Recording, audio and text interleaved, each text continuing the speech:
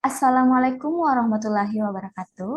Halo teman-teman, perkenalkan nama saya Melianti, peserta Latsar Kemendikbudristek gelombang 3 angkatan 8 asal instansi Universitas Sulawesi Barat. Nah, pada kesempatan ini saya akan menyampaikan podcast monolog Learning Journal terkait materi adaptif. Nah, teman-teman tahu bahwa materi ini merupakan salah satu dari core values berakhlak, yaitu adaptif. Nah, kenapa sih adaptif ini perlu dipelajari dan kenapa sebagai ASN kita perlu adaptif? Nah, teman-teman kan tahu bahwa sekarang kita ada di era yang selalu berubah-ubah.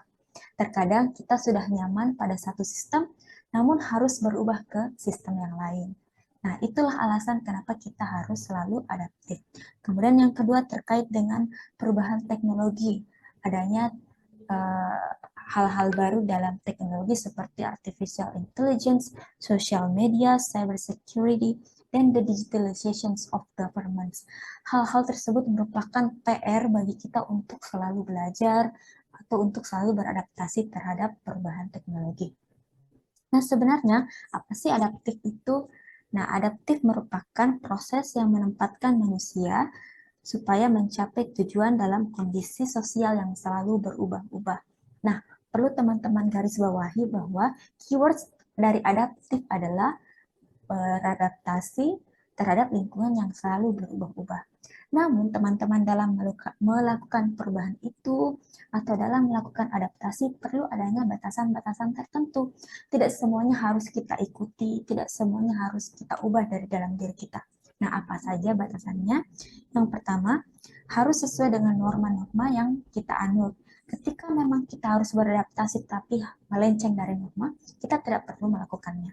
Kemudian yang kedua, proses perubahan untuk menyesuaikan situasi yang berubah. Nah, proses perubahan yang kita lakukan ini mengikuti dari apa yang berubah.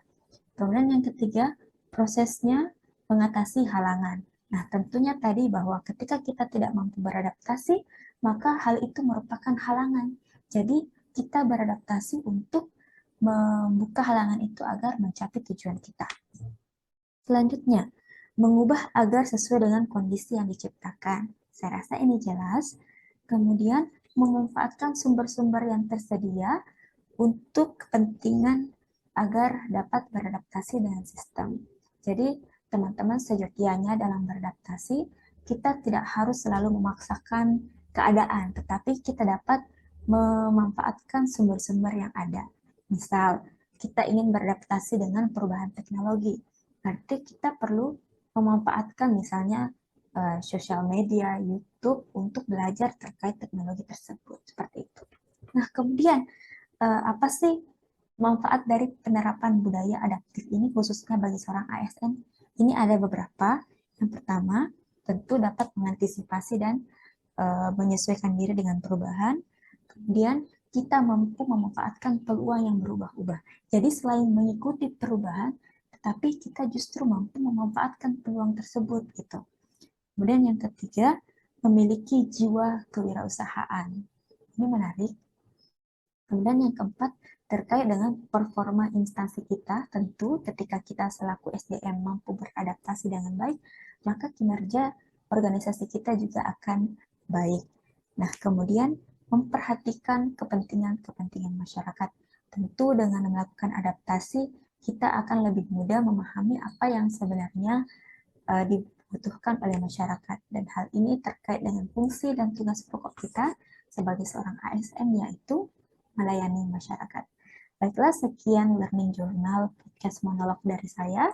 Semoga bermanfaat. Terima kasih. Wassalamualaikum warahmatullahi wabarakatuh.